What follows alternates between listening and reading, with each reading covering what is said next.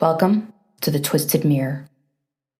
Before we start, I just wanted to mention a few things. First of all, thank you for the reviews and comments. This podcast is a labor of love. I write the stories and edit the podcast. Think of me as a little podcast monster that feeds on reviews and interactions. It fuels my creativity and keeps me from throwing my laptop across the room and quitting when I can't figure out something in my editing software. So, with that being said, if you enjoy the show, please feed me ratings and reviews.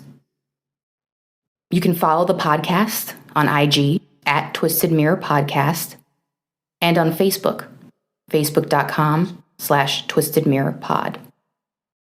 Speaking of reviews, my intention with the podcast was for it to be fully immersive and somewhat meditative. Though I understand life is what it is, and sometimes we have to listen in our cars, at work, etc. So I'm trying to strike a balance with voice and sound. I did see some comments about volume issues. What came with the storm was my first foray into podcast editing. I tried my best with this episode to find the right balance, but the next few episodes have already been recorded, so I'm limited to what I can do in post. But I am a quick study and learning as I go, so bear with me. All right, that's all the housekeeping for now. This next episode may be familiar to those of you who found me through Scare You to Sleep or Get Some Gains podcast. Shelby worked her magic on this story and brought it to life in a deliciously gruesome fashion. Speaking of which, content warnings are in the description if that is a concern for you. The feedback to this story really fed the little monster in me and led me to start writing more horror. So I wanted to bring it to Twisted Mirror as well. So, without further ado, I present to you The Smile. Evil. One can argue whether or not it truly exists. But there are some acts so incomprehensible, so beyond human understanding, that there are few other words to capture them. Surely, you or I are not capable of cruelty, of inflicting unfathomable amounts of pain to another human being. Or are we? In today's story, a woman is caught between two evil men, and her only way out is to become a little more like them.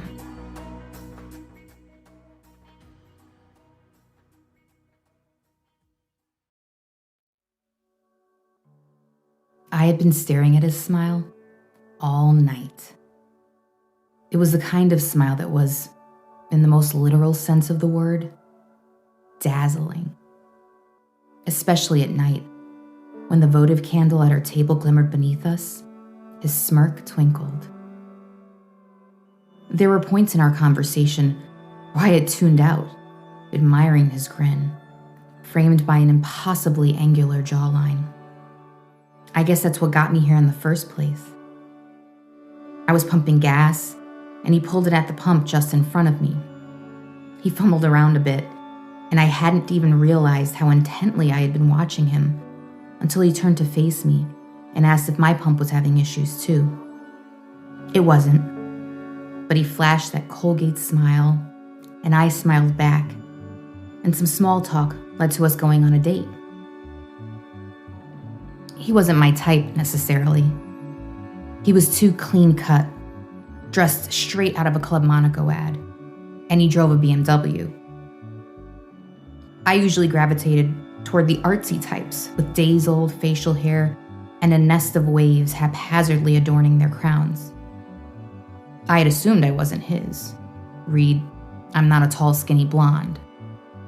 But he seemed so eager to meet up, and I think the flattery alone made me reflect that attraction right back onto him, like a mirror. Should we get out of here? He asked.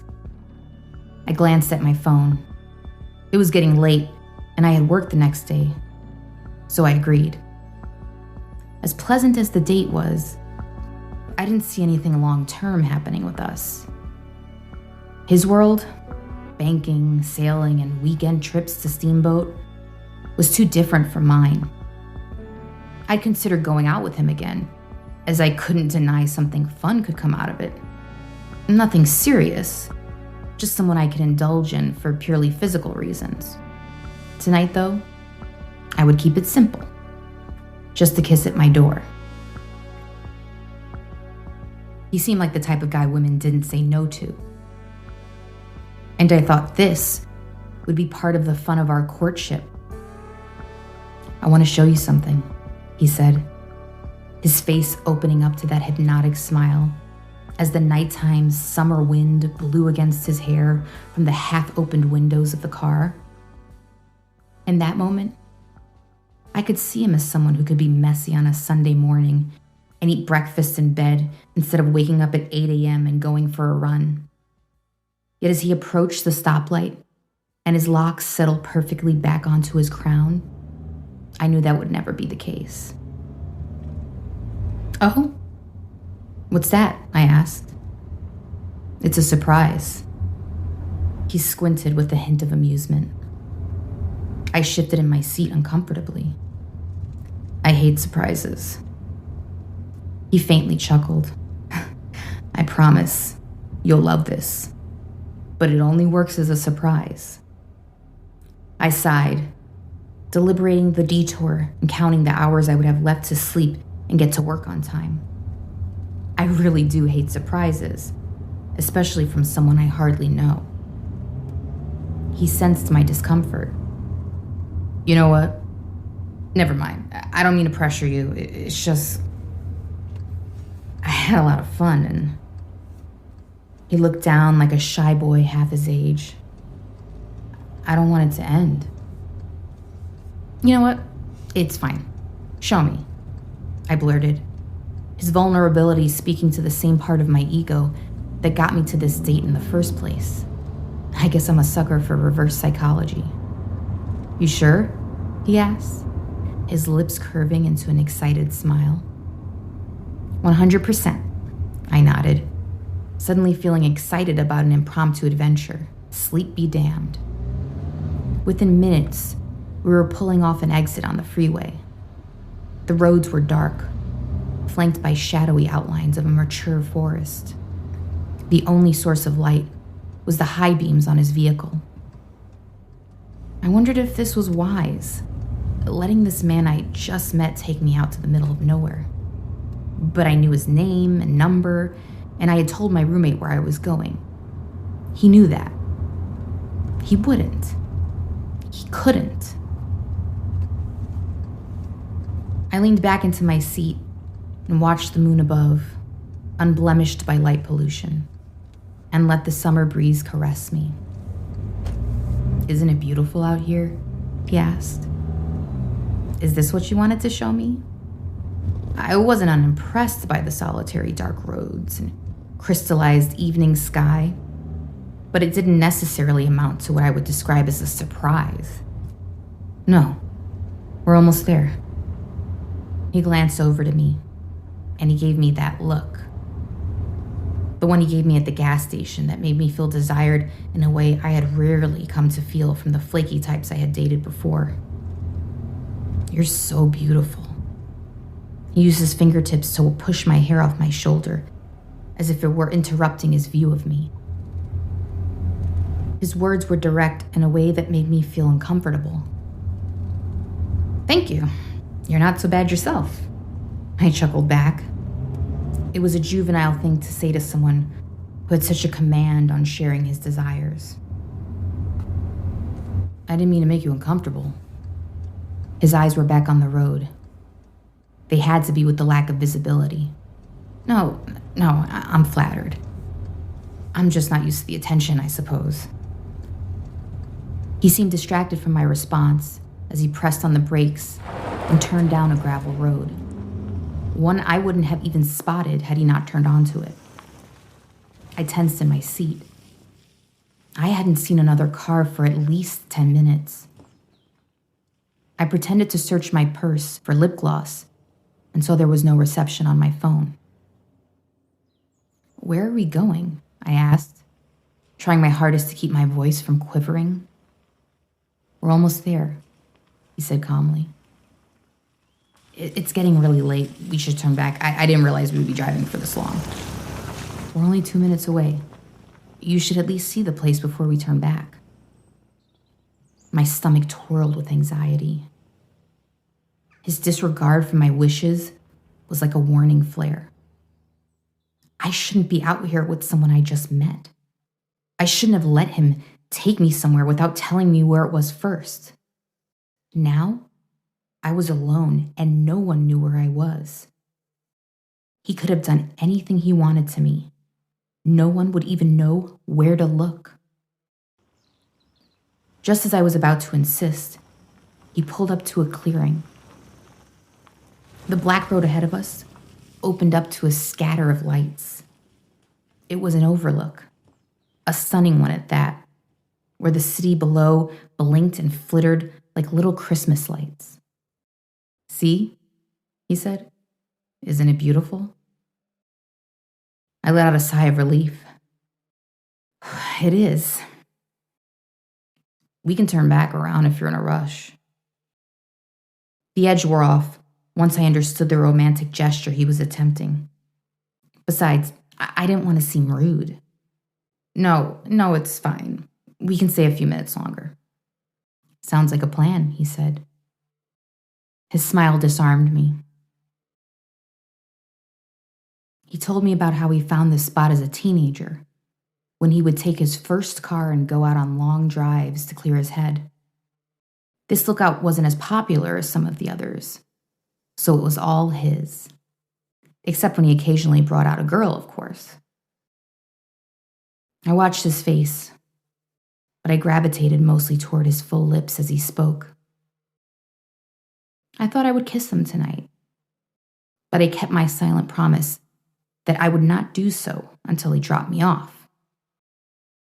Out here, he might expect more. Sometimes, as he spoke, I would gaze up at the sky, sprinkled with so many more stars than I was used to seeing in the city. That's when he put his hand on my thigh. I didn't stop him. Then he reached over and kissed me. I complied, assuring myself I intended to kiss him all along anyway. He was a gentleman. He'd understand when I told him I wasn't ready for more. Yes, it felt nice. His smile tasted as good as it looked. I pulled away, hiding a giddy grin. I had a really, really good time tonight. But we should continue this another time. I need to get home. I'll be a zombie at work tomorrow, and I have a lot going on. He kept his hand placed just under my skirt on my thigh. His coy smirk, cloaked in moonlit shadows, for the first time, felt like a mask. The darkness cast on the crevices of his face looked like something sinister trying to break through the light. We should head back. The last word barely escaped the back of my tightening throat.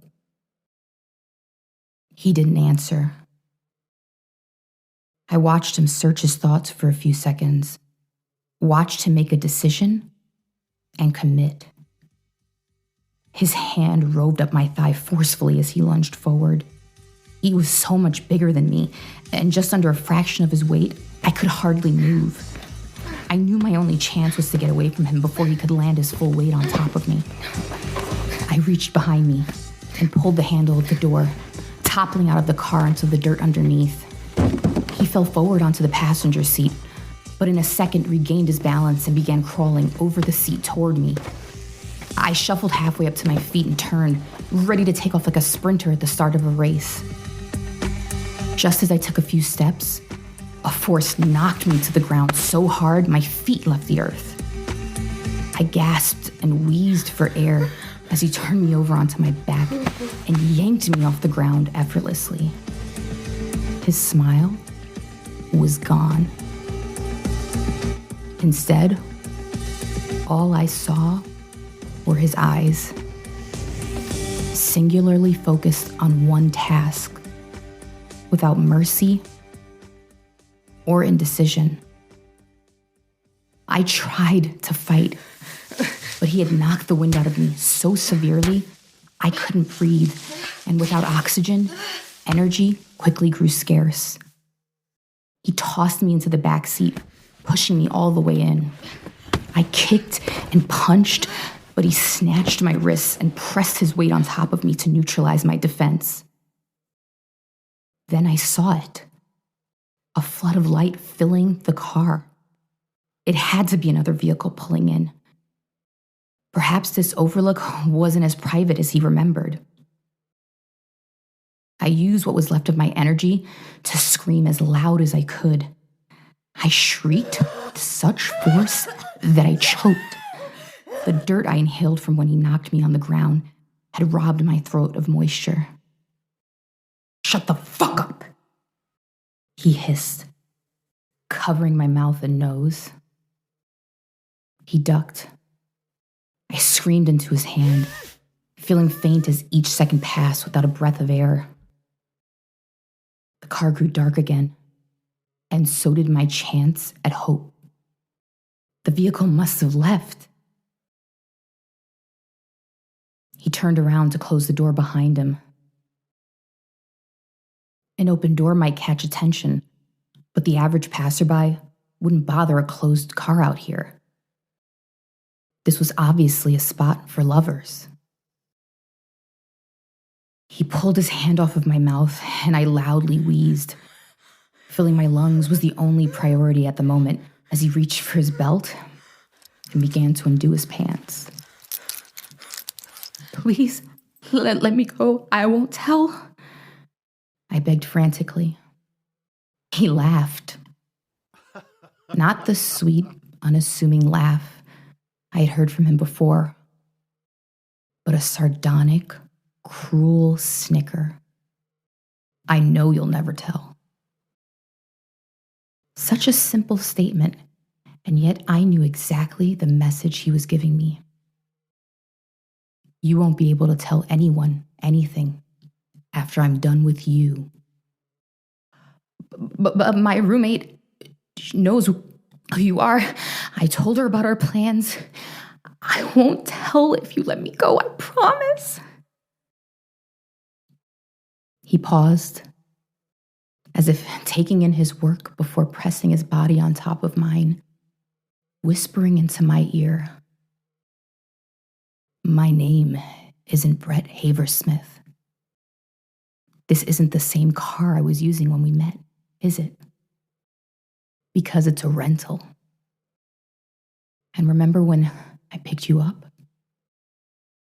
And I said I heard about a new place across town that I thought we should try instead? It's a little hole in the wall with delicious pad thai and no cameras. No one will know who you were with or where you went. They won't even know where to start looking." It was as if he declared checkmate on a game of chess I didn't even know we were playing.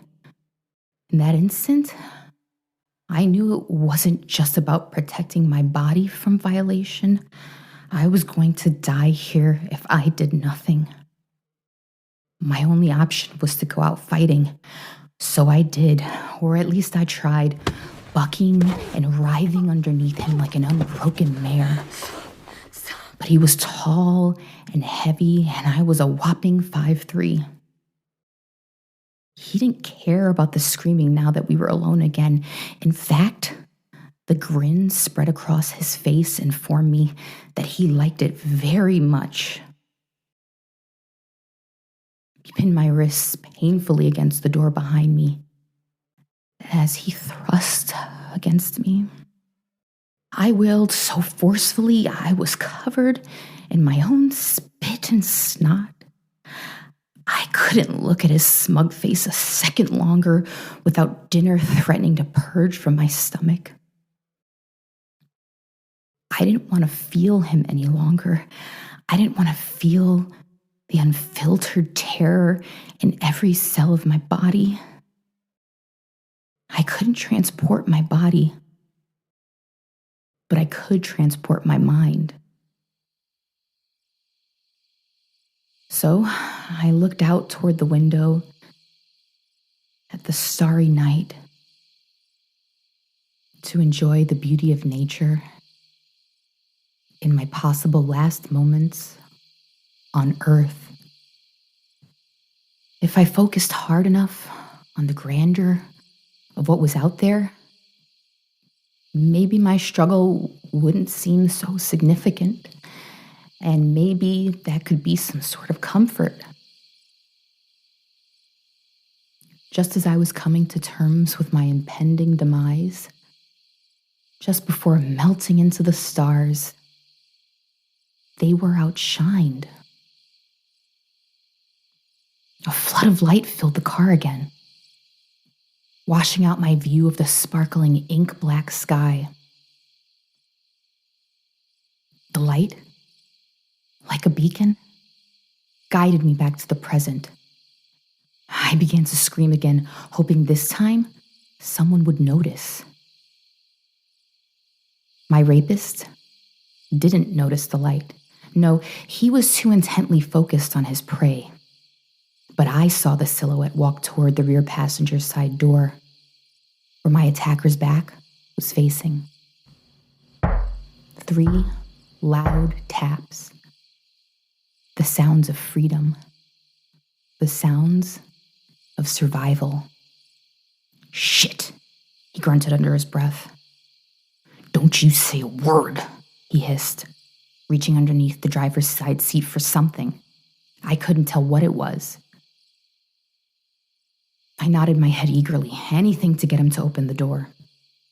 He turned on that smile, the one that lured me out here, before turning to meet the flashlight shining into the car. He lowered the window, but I couldn't make out the face of the officer behind the blinding stream of light. Just the shape of a tanned uniform. An artificial chuckle echoed inside the car. "Oh, wow, this is embarrassing, sir. My girlfriend and I, we're just looking for privacy. We'll be on our way." "Step out of the car," the officer said. He shined the light directly on my eyes. "You too." I wanted to scream, but I knew my attacker had a weapon, and chaos would only benefit him until there was some space between us. I pulled up my underwear and held the torn front flap of my dress. It was hard to see anything through tear-soaked eyes and the blinking auras that remained in my vision from the flashlight. "Stand over there," the man directed to Brett, or whatever his name was. He flashed at me. "You, over there." One of my shoes was missing, and I could only afford a pointless second to search for it before he insisted again I move. "Listen, why don't we just save you the trouble and..." The man whipped Brett over the head with a large object, and he collapsed to the ground. I screamed instinctively. This didn't make sense. Police shouldn't just attack like that. I stepped away from the scene as the man stood over a dazed Brett and collected the item he dropped. The beam of the flashlight grazed the object so I could see it was a gun. I glanced around in the dark, trying to make sense of it all. As my eyes adjusted, I got a slightly better view of the man. He was wearing a khaki uniform, I thought, but his face was still shrouded in shadows. Like Brett, he was about 6 feet tall with an athletic build. If he decided to turn his violence against me, I would be just as hopeless as I was in the backseat of that car. I spun around to look for a police car, flashing lights, anything to indicate this man was an officer of the law, but I knew what my gut had been telling me, and I had been ignoring in the hope of some relief from the unrelenting terror of the night. This man was not law enforcement. A man stood up over Brett, who was moaning and writhing, and trained his gaze on me. No longer willing to ignore my instincts, and with the decisiveness in which both men had committed vicious acts of violence that night, I ran. I ran into that terrifying black forest as fast as I could. I didn't look back. There wasn't any hesitation as thorns scraped against my flesh, branches ripped away at my dress, and twigs embedded into my one exposed foot. At some point, I lost my other shoe, and that foot was also torn apart by nature. I would not die tonight.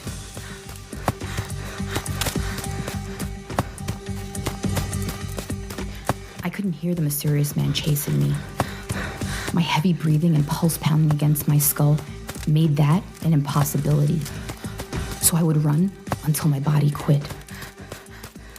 When my legs finally gave, I collapsed beneath a large tree, making myself small as I gasped for air as discreetly as I could. I listened intently for the sound of footsteps in the dark, hoping for silence. I prayed, something I hadn't done since I was a little girl. My obstacles felt insurmountable. Aside from a possible psycho on the loose, I was hopelessly lost in an unfamiliar forest. The temperature was dropping. It was going to be a long time before I was safe and secure. After a while, I rested my head back against the tree, sudden exhaustion taking over as adrenaline wore off. My sweat-drenched body grew cold as the moisture evaporated from my skin. I wanted nothing more than to disappear into the peaceful cloud of sleep. But I knew I could not afford to. My mind and body wrestled as the mosquitoes ate away at me. And after a couple of hours, I had become comfortable with the silence. My fear had shifted from Brett and the mysterious man who attacked him to the trek to safety I would have to confront in the morning. Sometime after, I couldn't tell how long, as time had lost all meaning, blunted by fear and darkness, I heard twigs snapping. A fresh surge of horror coursed throughout my body. I pressed myself against the tree, hoping I could shrink into the shape of a rock or stump. A click. Then a beam of light tracking along the forest around me. He was here. He was so close. I couldn't decide if running and drawing attention to myself or sitting like a hopeless lamb was a worse choice. I buried my face in between my knees to stifle the involuntary sobs bursting haphazardly from my chest, and pressed my eyes tightly shut. If I couldn't see him, then he wouldn't see me, I had naively hoped. Then, through my closed eyelids, I saw the light. I felt it on my skin. The footsteps moved hastily in my direction. I had no choice but to run. My legs moved like rubber as I placed my weight on them for the first time in hours.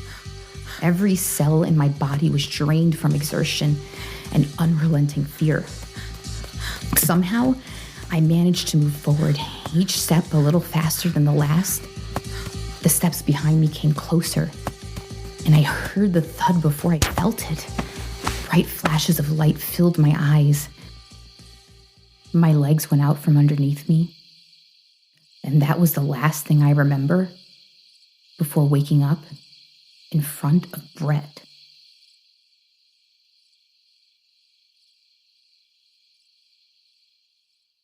Unlike Brett, I wasn't bound to a chair. I was seated on the floor, leaned up against a wall across from him. We were in some kind of abandoned cabin, I presume in the same woods where this whole nightmare started. My head throbbed in one spot, and my throat burned from dehydration. so that I could hardly pry my mouth open. My vision was foggy, but I fought to scan my surroundings, hoping I could find a way out. My eyes quickly came upon the figure of a man, much clearer now in this cabin with the one portable floodlight illuminating it. He stood in his khaki button-down shirt and pants with a black belt and shoes. Not quite a trooper's uniform, but close enough for someone to confuse him as one on a dark night with a flashlight shining in their face. The black leather gloves and balaclava, however, made it clear to me he never intended to help. From that gloved hand extended a large adjustable wrench, the kind that is used on industrial machinery or car repair, dripping with blood. It must have been what he used to hit Brett. I scurried along the floor, as far away from him as I could, mumbling tear-filled, nonsensical appeals for mercy. But he walked toward Brett, not me, and yanked his droopy head up by his blood-caked hair. The masked face turned toward me. "Did he hurt you?" he asked. I stared wide-eyed with my mouth agape, paralyzed with terror. "I asked if he hurt you." His voice was unnaturally raspy, as if he was trying to disguise it. I nodded my head, at first almost imperceptibly, but it grew in eagerness. He did hurt me. "She's a lying whore!" Brett screamed, blood and spit spewing from each venomous accusation. "She came out here with me to the middle of fucking nowhere. She wanted it." His lies were ugly and filled me with rage. But I had to balance a delicate act between the two dangerous men in front of me. I dared not speak out of turn and risk gaining unwanted attention. Instead, I let the masked man continue to take the lead. He pushed Brett's head down and walked over to me. Each drop of his foot against the old wood floor made my heart drop. I shivered as he drew closer and knelt down beside me. My lips trembled so violently, I could barely utter a word. No, he raped me. You saved me." I couldn't make eye contact, so I stared straight ahead, but his gaze burned my skin.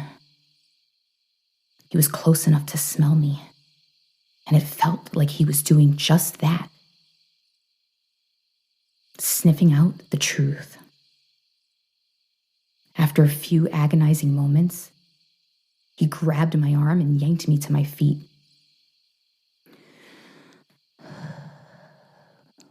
"What did you like about him?"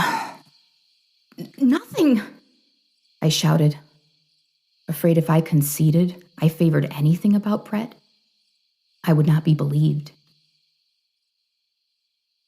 The man released me and paced around Brett, who, despite being badly beaten, still had the power of rage in his eyes. I knew if he could loosen those bindings, he'd kill us both with his bare hands. "Was it this?" The masked man used the tip of his wrench to elevate a lock of Brett's sandy hair. I shook my head. The masked man encircled his captive slowly, making sure to draw out every moment of uncertainty.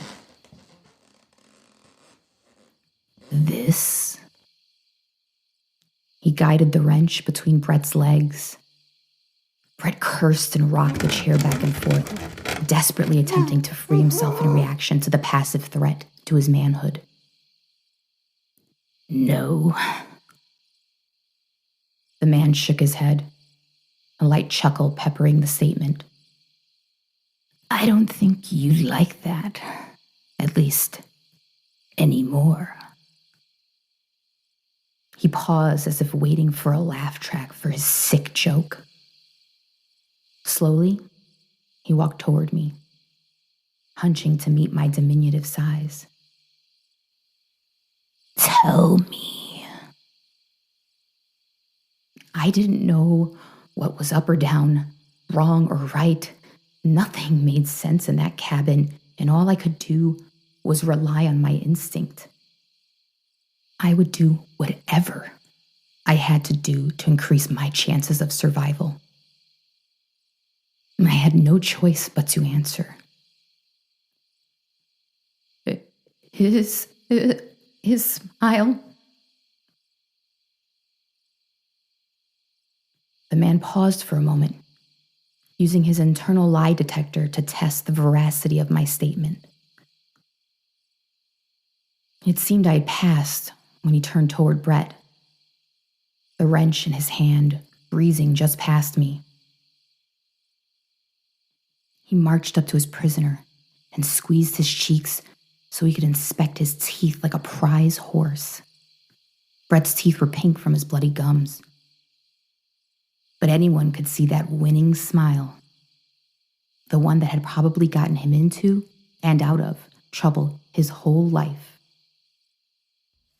Brett sucked air like an angry bull and tried to wriggle his face away.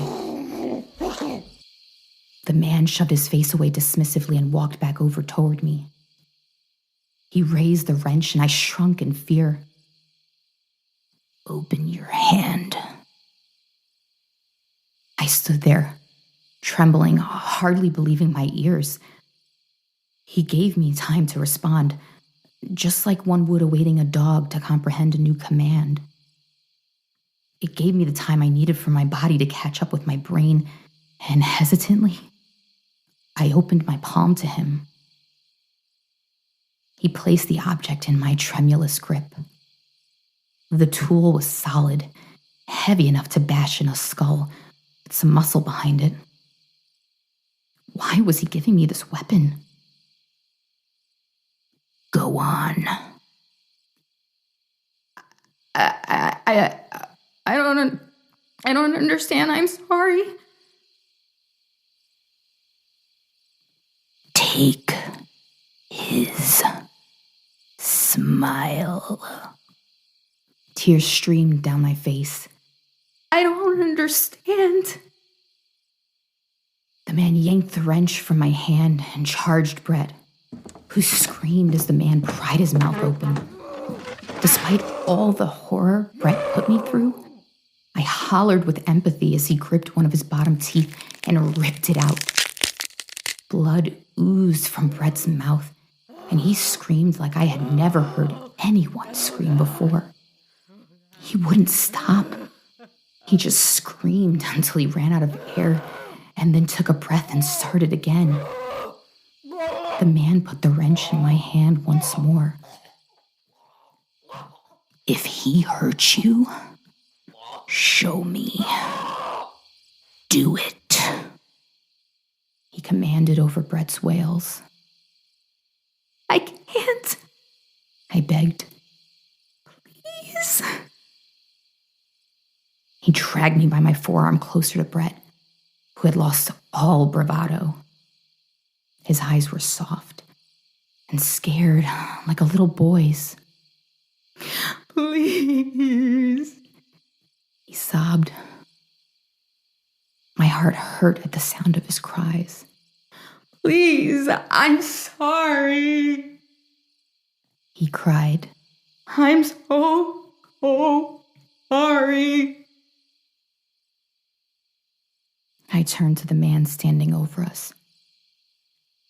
I can't do this. It's not me. I can't hurt him. Please don't make me.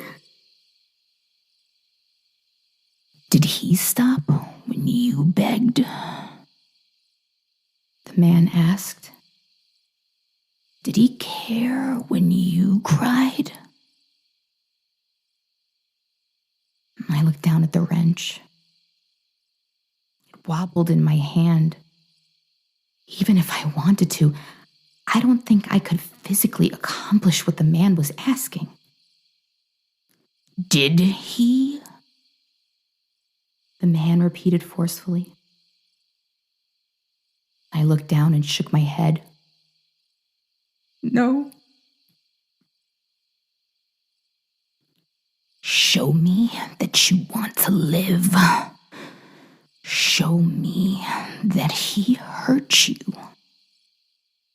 Take away what he used against you. And if I don't? Then you both die.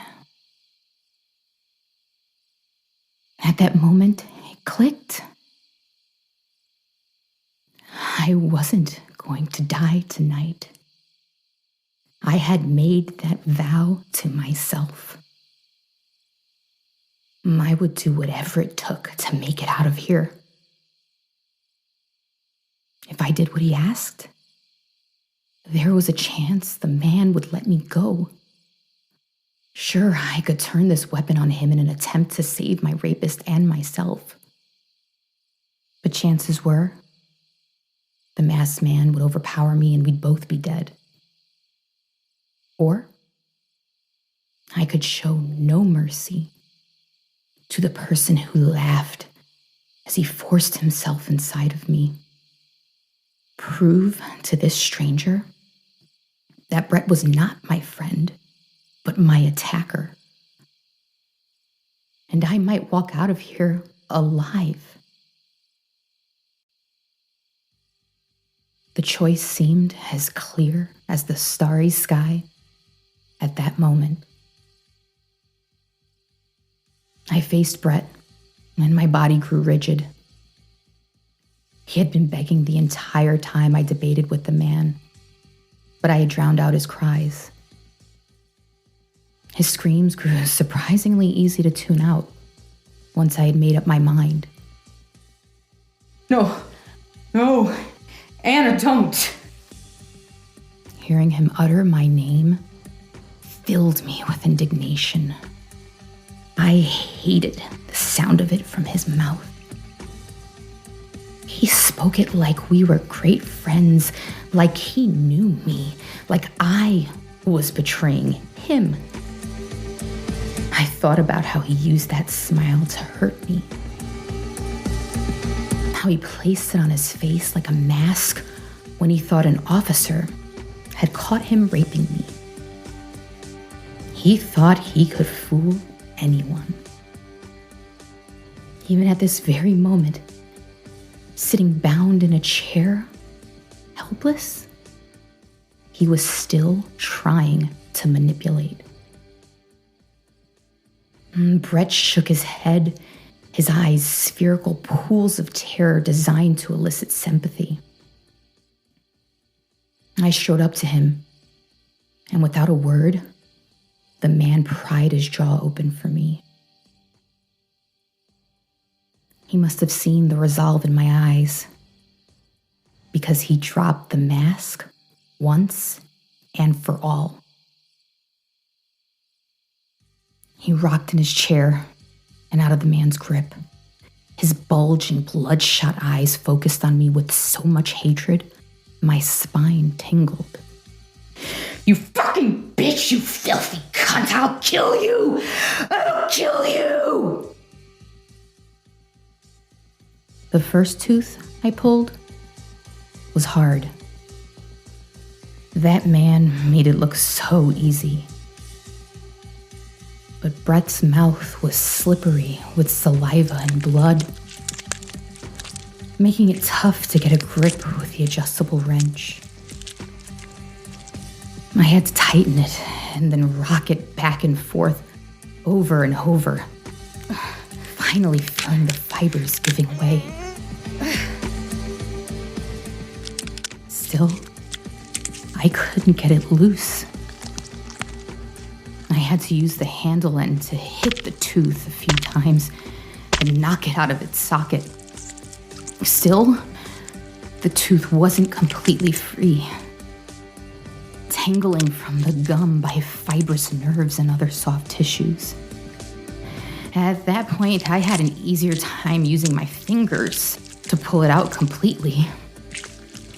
It took more force than I was prepared to use. And the more force I put behind it, the less human I felt. With each wiggle, yank, or blow to his teeth, my empathy shrunk a little more. It was frightening how routine it became after the fifth or so tooth. The man laughed as Brett choked on his blood and saliva. I could tell the laugh was designed just as much to torture Brett as it was a reflection of the man's enjoyment. Occasionally, he let go of Brett's mouth so he could spit or swallow. This wasn't an act of kindness. He just wanted to prolong the suffering. And if Brett choked, it would all be over too soon. Once Brett stabilized, the man would hold his jaw open again so I could focus on the work of removing each and every tooth from that beautiful smile of his. Halfway through, I became utterly exhausted and stopped. Brett's screaming had subsided to a low hum of crying. Almost all of his front teeth were gone. His gums, a collection of dark, raw holes. He couldn't deceive anyone any longer. I had disarmed him of his most powerful weapon. I am ashamed to admit I felt a twinge of satisfaction about that. Who he was inside finally matched with his exterior. The man seemed to sense my exhaustion, offering me a bottle of water. I drank it in seconds, thanking him, bizarrely enough. I dropped the bottle on the puddles of blood and teeth and turned right around and got right back to it. The faster I could empty Brett's mouth, the quicker I could get out of here, I hoped. So I knocked and jimmied and pried each remaining tooth. Brett had passed out by the time I dropped the last tooth on the floor. I stood back and observed my handiwork while wiping my hands on the nicest dress I owned, one I had chosen specifically to impress him on our date. Brett's mouth was sunken, but his face was swollen in other parts. I didn't know what would become of him, but I knew there wasn't much left of the suave guy who kidnapped me on our first date. I looked down at the dusty floor, pools of blood and tooth fragments scattered in front of me. Yanking teeth is messy work. That's when my concentration waned and fear crept up again. This man was obviously evil. There was no guarantee I would be released. All I had from him was a hint that he would let me go if I did what he said. Without a word, he looked into Brett's mouth one last time to confirm my work was done. "Impressive," he murmured. I wanted so badly to run, but I used every fiber of patience I had to defer to him.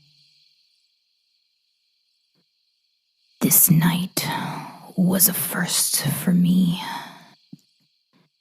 and one I will never "Forget," he said, wiping the wrench on Brett's blood-soaked white Oxford shirt. As he began to tidy up, and without even looking in my direction, he continued, "You'll go out the front door and make a right.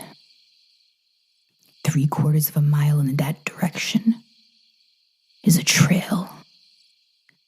If you follow it in either direction, you will find help eventually."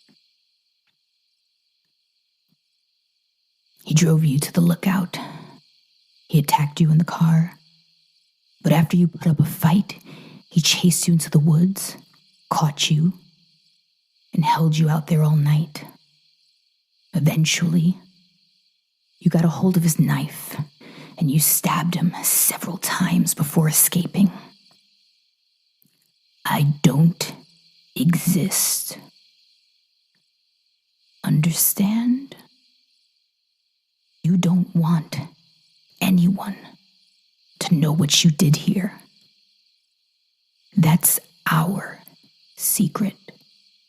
They won't find me. But I can always find you. I nodded, trying to remember the story I was fed. He was right. I would never tell anyone the horrific thing I did. Even if people feel it's justified, it wasn't me. That's not who I am. That was months ago. It was months ago when I ran barefoot for almost 3 miles before collapsing in front of some hikers. When I told the police how my date kidnapped me and we fought, which explained why his blood was all over me. I never mentioned the man. A man who relished in pain,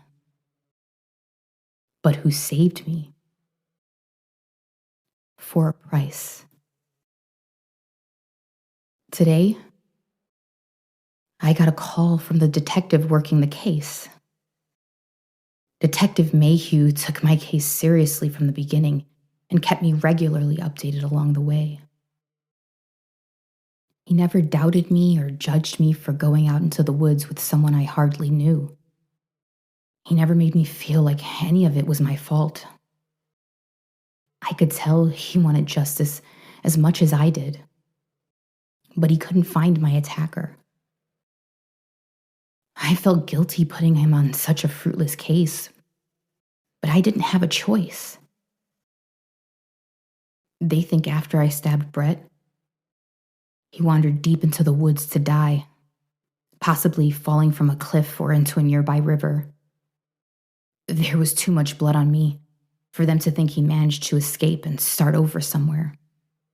Besides, all his possessions were left behind. His credit cards were never used. But that was stuff I already knew. I knew the man in the mask would make it so he was never found. Today, Detective Mayhew specifically called to tell me they got a hit on Brett's DNA. His real name was Don Schnelling. Several women had been raped and murdered by this man. He had always given a fake name and drove a stolen car or rented one under a false name. He always had a knack for last-minute changes so that he and his victims never followed through with their original plans for the night, making it difficult to retrace their steps. It always seemed like his victims left with him on a date and vanished into thin air. That is, until some of their bodies were found. Yet, even that isn't shocking or all that remarkable to me. I knew when he dropped the facade of the preppy, handsome heartthrob that there was a practiced monster underneath it all. I ended up doing a little research myself, For the last decade, over a 70-mile stretch of road, there has been someone killing couples partaking in private time in the woods, usually in popular lovers' lane type spots. In many of the cases, they believe the perpetrator acted as a police officer to get the couples out of the vehicle. The events are scattered enough in timing and location for some law enforcement to doubt if it is the work of one killer. But I think it is. I think I met him that terrifying night. I don't know whether to call it terrible or great luck that both of those men crossed paths while hunting that night. If Brett was kind to me, and we sat there a few minutes longer, the masked man would have killed us both.